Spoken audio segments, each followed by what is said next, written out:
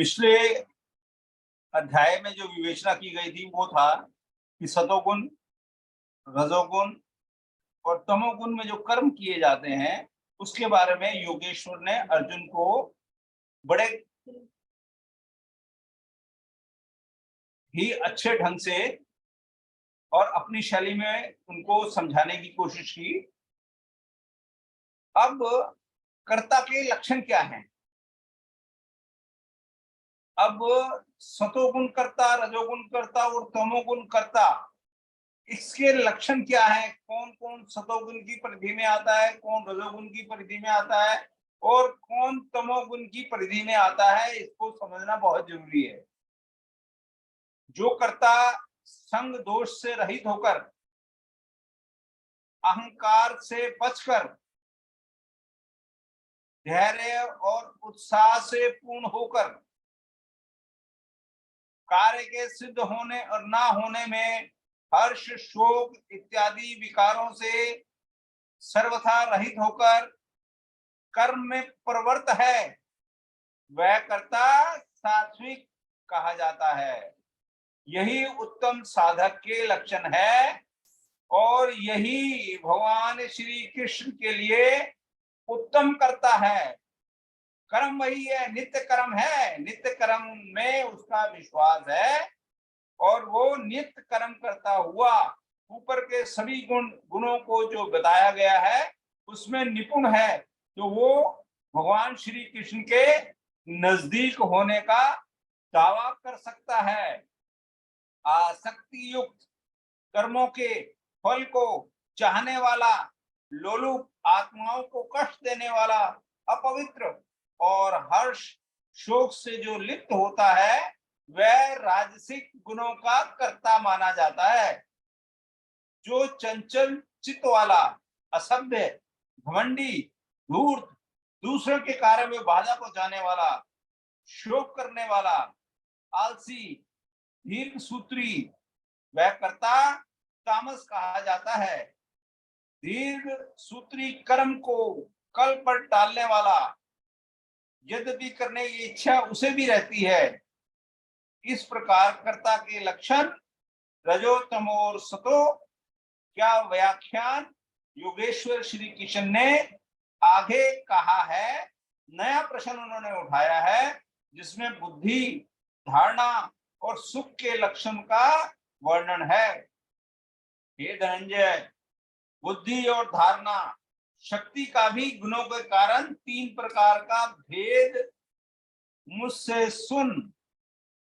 सात्विक बुद्धि, रासिक बुद्धि और तामसिक बुद्धि, प्रवृत्ति और निवृत्ति को, कर्तव्य और अकर्तव्य को, भय और अभय को तथा बंधन और मोक्ष को जो बुद्धि यथार्थ जानती है वह बुद्धि सात्विक है। अर्थात परमात्म पथ, आवागमन पथ दोनों को भली प्रकार जानकारी सात्विक बुद्धि है। जिस बुद्धि द्वारा मनुष्य धर्म और अधर्म को तथा कर्तव्य और अकर्तव्य को भी यथावत नहीं जानता, अधूरा जानता है, वह बुद्धि राजसी है। और तामसिक बुद्धि क्या है? तमोगुण से ढकी हुई जो बुद्धि अधर्म को धर्म मानती है तथा संपूर्ण हितों को विपरीत ही देखती है, वह बुद्धि तामसी है। पहली बुद्धि को किस कार्य से निवृत्त होना है और किसमें प्रवृत्त होना है, कौन कर्तव्य है और कौन अकर्तव्य है, इसकी भली प्रकार जानकारी रहती है, वह बुद्धि सात्विक है। जो कर्तव्य अकर्तव्य को धूमिल ढंग से जानती है, यथार्थ नहीं जानती, वह राजसी बुद्धि है। और जो अधर्म को धर्म, नश्वर को शाश्वत तथा हित को अहित, इस प्रकार विपरीत जानकारी वाली बुद्धि तामसी बुद्धि कहलाती है। अब धृति, धारणा के तीन भेद हैं। योगिक प्रक्रिया के द्वारा अव्यभिचारिणी योग चिंतन के अलावा दूसरे किसी सपूरण का आना व्यभिचार है। चित्त का बहक जाना व्यभिचार है। अतः ऐसी अव्यभिचारिणी धारणा से मनुष्य का मन, प्राण और इंद्रियों की क्रिया को जो धारण करता है वह धारणा सात्विक है। अर्थात मन, प्राण और इंद्रियों को इष्ट की दिशा में मोड़ने वाला जीव ही सात्विक धारणा रखता है तथा फल की इच्छा मनुष्य अति आसक्ति से जिस धारणा के द्वारा केवल धर्म, अर्थ और काम को धारण करता है, मोक्ष को नहीं, वह धारणा राजसी है। इस धारणा में भी लक्ष्य वही है, केवल कामना करता है, जो कुछ करता है इसके बदले में चाहता है। अब तामसी धारणा के लक्षण देखें। दुष्ट बुद्धि वाला मनुष्य जिस धारणा के द्वारा निद्रा, भय, चिंता, दुख और अभिमान को भी धारण किए रहता है वह तामसी जीव है। अर्जुन, अब सुख भी 3 प्रकार के मुझसे सुन कि सुख 3 प्रकार के इन तीनों गुणों में कैसे आते हैं। उनमें से जिस सुख में साधक अभ्यास से रमण करता है, अर्थात चित्त को समेटकर इष्ट में रमण करता है और दुखों का अंत करने वाला है, तथा सुख साधन के आरंभ काल में यद्यपि विश्व के सदृश लगता है,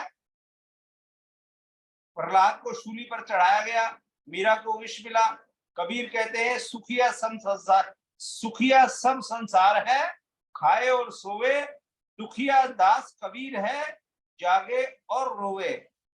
अतः आरंभ में विष जैसा भासता है, परंतु परिणाम में अमृत तुल्य है, अमृत तत्व को दिलाने वाला है। अतः आत्मविषयक बुद्धि के प्रसाद से उत्पन्न हुआ सुख सात्विक सुख है, इसी से गति है तथा प्राप्ति का आचरण आराधना है, जिसकी शुरुआत मात्र एक इष्ट में श्रद्धा से है। चिंतन की विधि विशेष है, इसे पीछे बताए हैं। इस यज्ञार्थ कर्म को 4 भागों में बांटा गया है। अब कैसे समझें कि हम में कौन से गुण हैं और किस श्रेणी के हैं, इस पर यहाँ कहते हैं मन का शमन, इंद्रियों का दमन, पूर्ण पवित्रता, मन, वाणी और शरीर को इष्ट के अनुरूप तपाना, क्षमा भाव, मन, इंद्रियां और शरीर की सर्वथा सरलता, आस्तिक बुद्धि अर्थात एक इष्ट में सच्ची आस्था, ज्ञान अर्थात परमात्मा की जानकारी का संचार, विज्ञान अर्थात परमात्मा से मिलने वाले निर्देशों की जागृति एवं उसके अनुसार चलने की क्षमता, यह सब स्वभाव से उत्पन्न हुए ब्राह्मण के कर्म हैं। अर्थात जब स्वभाव में यह योग्यताएं पाई जाएं, कर्म धारावाही होकर स्वभाव में ढल जाए, तो वह ब्राह्मण श्रेणी का करता है। शूरवीरता, ईश्वरीय तेज का मिलना, धैर्य, चिंतन में दक्षता, कर्म करने में दक्षता, प्रकृति के संघर्ष से ना भागने का स्वभाव, दान अर्थात सर्वस्व का समर्पण, सब भावों पर स्वामी भाव अर्थात ईश्वरीय भाव, यह सब क्षत्रिय के स्वभाव से उत्पन्न हुए कर्म हैं। स्वभाव में ये योग्यताएं पाई जाती हैं तो वह कर्ता क्षत्रिय है। अब प्रस्तुत है वैश्य और शूद्र का स्वरूप। कृषि, गोरक्षा और व्यवसाय वैश्य के स्वभाव जन्य कर्म हैं। गोपालन, भैंस को मार डाले, बकरी न रखे, ऐसा कुछ नहीं है। सुदूर वैदिक वाग्मय में गो शब्द अंतःकरण एवं इंद्रियों के लिए प्रचलित था। गो रक्षा का अर्थ है इंद्रियों की रक्षा। विवेक, वैराग्य, क्षम, दम के द्वारा इंद्रियां सुरक्षित होती हैं। और काम क्रोध लोभ मोह के द्वारा ये भी भक्त हो जाती हैं, बढ़ जाती हैं, क्षीण हो जाती हैं। आत्मिक संपत्ति ही स्थिर संपत्ति है। यह अपना निज धन है जो एक बार साथ हो जाने पर साथ देता है। प्रकृति के द्वंद्वों में उनके शनै शनै संग्रह करना व्यवसाय है। विद्या धनम सर्वधन प्रधानम, इसे अर्जित करना वाणिज्य है। खेती शरीर ही एक क्षेत्र है, इसके अंतराल में बोया हुआ बीज संस्कार रूप में भला बुरा जमता है। अर्जुन, इस निष्काम कर्म में बीज अर्थात आरंभ का नाश नहीं होता। उनमें से कर्म की इस तीसरी श्रेणी में कर्म अर्थात इस चिंतन नियत कर्म परम तत्व के चिंतन का जो बीज इस क्षेत्र में पड़ा है उसे सुरक्षित रखते हुए इसमें आने वाले विजातीय विकारों का निराकरण करते जाना ही खेती है। इस प्रकार इंद्रियों की सुरक्षा तथा प्रकृति के द्वंद्वों से आत्मिक संपत्ति को संग्रहित करना इस क्षेत्र में परम तत्व के चिंतन का समवर्धन, यह वैश्य श्रेणी का कर्म है। श्री कृष्ण के अनुसार यज्ञ शिष्टाशीन पूर्ति काल में यज्ञ जिसे देता है वह परात्पर ब्रह्म।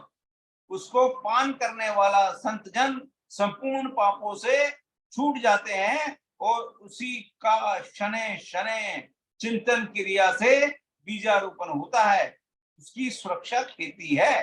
वैदिक शास्त्रों में अन्न का अर्थ परमात्मा है। वह परमात्मा ही एकमात्र अंशन है, अन्न है। चिंतन की पूर्ति काल में यह आत्मा पूर्णतः तृप्त हो जाती है, फिर कभी अतृप्त नहीं होती, आवागन में नहीं आती। इसी अन्न के बीज को जमाते हुए आगे बढ़ाना कृषि है। अपनों से उन्नत अवस्था वाले प्राप्ति वाले गुरुजनों की सेवा करना शूद्र का स्वभावजन्य कर्म है। शूद्र का अर्थ नीच नहीं अपितु अल्पज्ञ है। निम्न श्रेणी का साधक ही शूद्र है। परिवेशिका श्रेणी का यह साधक परिचर्या से ही आरंभ करे। धीरे धीरे सेवा से उसके हृदय में उन संस्कारों का सर्जन होगा और क्रमशः चलकर वह वैश्य, क्षत्रिय और ब्राह्मण पर्यंत दूरी तय करके वर्णों को भी पार करके ब्रह्म में प्रवेश पा जाएगा। स्वभाव परिवर्तनशील है। स्वभाव के परिवर्तन के साथ वर्ण परिवर्तन हो जाता है। वस्तुतः ये वर्ण अति उत्तम, उत्तम, मध्यम और निकृष्ट चार अवस्थाओं को पाता है। कर्म पथ पर चलने वाले साधकों की ऊंची नीची चार सीढ़ियां हैं। कर्म एक ही है, नियत कर्म। श्री कृष्ण कहते हैं कि परम सिद्धि की प्राप्ति का यही एक रास्ता है कि स्वभाव में जैसी योग्यता है वहीं से लगे। इसको देखें, अपने अपने स्वभाव में पाई जाने वाली योग्यता के अनुसार कर्म में लगा हुआ मनुष्य संसिदम भगवत प्राप्ति रूपी परम सिद्धि को प्राप्त होता है।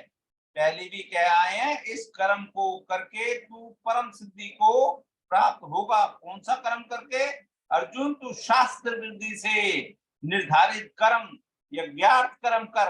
अब सब कर्म करने की क्षमता के अनुसार कर्म में लगा हुआ मनुष्य परम सिद्धि को किस प्रकार प्राप्त होता है वह मुझसे तू जान। इसका विश्लेषण और परम पूज्य परमहंस जी का लिखा हुआ और स्वामी अड़गानंद जी का पुस्तक विवेचन में से किया गया है सब कुछ। इसकी अगली कड़ी में ये आगे बताया जाए।